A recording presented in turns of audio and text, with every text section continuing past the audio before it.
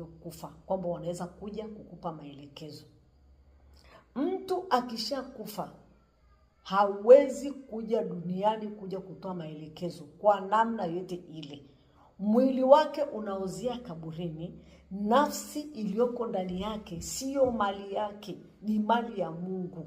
Mungu alipomuumba mwanadamu alimuumba kama sanamu, akapulizia pumzi yake ndani ya mwanadamu. Kwa hiyo pumzi hiyo, nafsi hiyo inarudi kwa Mungu na inasubiria hukumu au inasubiria uzima wa milele. Kwa hiyo haiwezi kurudi tena huku duniani kuja kutoa maelekezo. Kinachokuja kutoa maelekezo duniani ni majini au maroho yanayoishi makaburini. Sasa naomba sikiliza kisa hiki kwa makini. Kuna mama mmoja aliota ndoto. Dada yake ambaye alishafariki siku nyingi alimuona kaburini akiwa analia sana.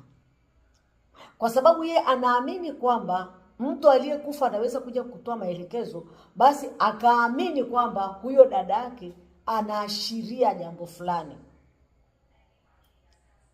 Kumbe yule haikuwa ni dada yake, ile ilikuwa ni jini. Ameliona katika ulimwengu wa ndoto. Haikuchukua muda, yule mama mume wake alijinyonga. Ina maana kwamba lile jini lilikuwa linafanya maombolezo, lilikuwa limeweka msiba, ndio maana lilikuwa linalia. Sasa yeye kitu alichotokea kufanya, litakiwa kwanza akemee roho ya mauti. Alikemea hilo jini, alisambaratisha, alifutilia mbali katika jina la Yesu. Kwa sababu ni maroho yanayoishi makaburini, hasa maeneo yanayofanywa matambiko. Maeneo yanayofanywa matambiko ndio hayo maroho yanakaa, yanaishi kwenye hayo maeneo. Kwa hiyo mimi nachotaka tukusema, mtu wa Mungu, ondoa imani yako kwa mtu aliyekufa, kwa sababu hawezi kurudi duniani kuja kutoa maelekezo. Biblia inasema hivi kwamba Mungu ni Mungu wa walio hai. Mungu sio Mungu wa wafu. Kama Mungu ni Mungu wa walio hai, wewe ni kwa nini unaamini mtu aliyekufa kwamba anaweza kuja kukupa maelekezo? Yule mama hakujua kwamba lile lilikuwa ni jini.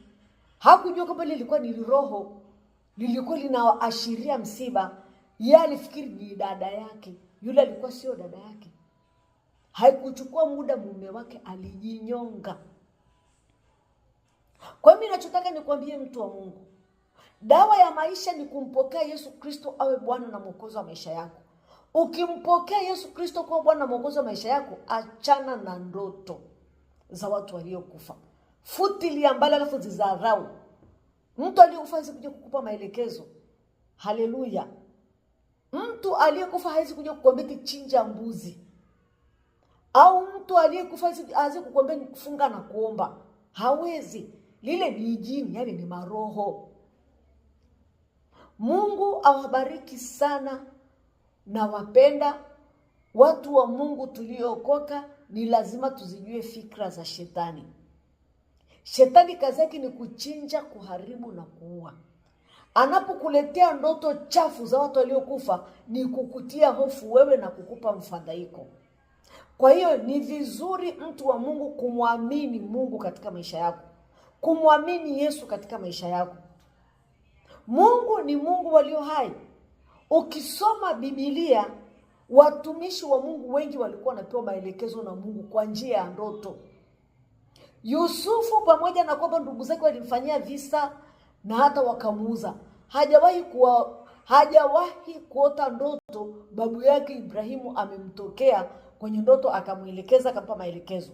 Biblia inasema kwamba Mungu alizungumza na Yusufu. Mungu akawa pamoja na Yusufu. Hata Danieli aliota ndoto. Hata wafalme